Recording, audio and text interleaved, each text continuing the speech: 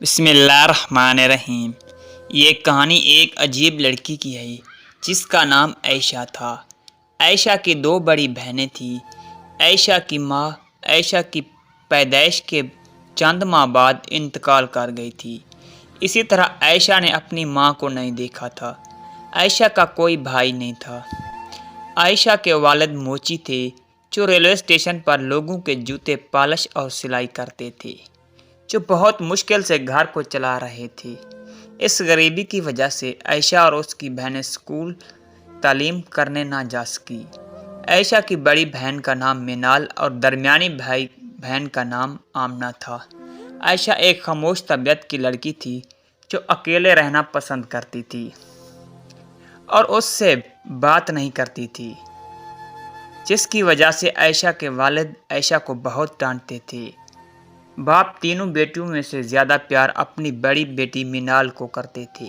منال سے پیار کرنے کی بھی ایک وجہ تھی کہ عائشہ کی پیدائش سے 18 سال پہلے عائشہ کے ماں باپ ایک شادی پر گئے تھے، اور جب اسی شادی سے واپس گھر آ رہے تھے تو ایک بوڑھی عورت رات کے وقت سنسان راستے پر رو رہی تھی اور گاڑی کو راستہ نہیں دے رہی تھی۔ جب میاں بیوی گاڑی سے باہر آئے اور بولے کہ راستہ کیوں نہیں دے رہی ہو اور راستے میں کھڑی رو کیوں رہی ہو، کیا ہوا؟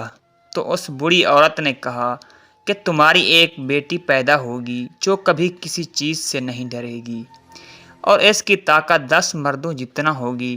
بس یہ کہہ کر وہ بوڑھی عورت ادھر سے چلی گئی۔ اس واقعے کو ٹھیک 3 سال بعد منال پیدا ہوئی، اور جیسے جیسے بڑی ہوتی گئی تو باپ سوچنے لگے کہ کیا اس بوڑھی عورت کی بات سچ ہوگی؟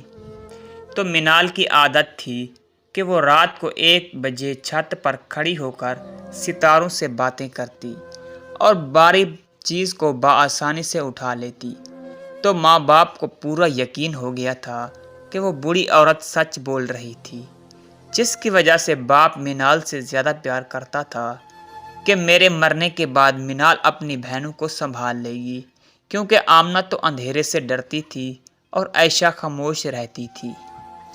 باپ گھر میں جو چیز کھانے کی لاتا پہلے منال کے ہاتھ میں دیتا تھا۔ تعلیم نہ ہونے کی وجہ سے تینوں بہنیں گھر میں ہی رہتی تھیں، لیکن منال عید کے موقع پر کپڑے لوگوں کے سلائی کر لیتی تھی، جس سے سب کے لیے نئے کپڑے آ جاتے تھے۔ عائشہ کو تعلیم کا بہت شوق تھا۔ وہ گھر کے پاس کوڑے میں پڑی کچھ اخبار گھر لے آتی اور اس اخبار کے آخری ورقے پر ایک کہانی ہوتی۔ وہ بیٹھ کر پڑھنے لگ جاتی تھی اور اپنے خیالوں میں ہی کھوئی رہتی تھی۔ عائشہ ہمیشہ عصر کی نماز کے بعد گھر کے پاس کچھ بچوں کو کھیلتا دیکھتی اور بیٹھی رہتی تھی۔ جیسے ہی شام ہوتی گھر واپس آ جاتی تھی۔ عائشہ کے والد کو کینسر کی بیماری تھی، جس کا علم کسی بھی بھٹی کو نہیں تھا اور نہ ہی وہ بتانا چاہتا تھا کہ میری حالت دیکھ کر میری بیٹی منال کمزور نہ ہو جائے، اور پھر وہ میرے بعد اپنی بہنوں کو کیسے سنبھال لے گی۔ عائشہ خود سے باتیں کرتی رہتی تھی اور خود کو ڈانٹتی بھی تھی۔ ایک دن عائشہ نے اچانک ایک عجیب شکل والے آدمی کو عصر کے وقت باہر گلی میں دیکھا تھا۔ اگلی قسط دیکھنے کے لیے ہمارے چینل رفیع ملک آفیشیل کو سبسکرائب کریں۔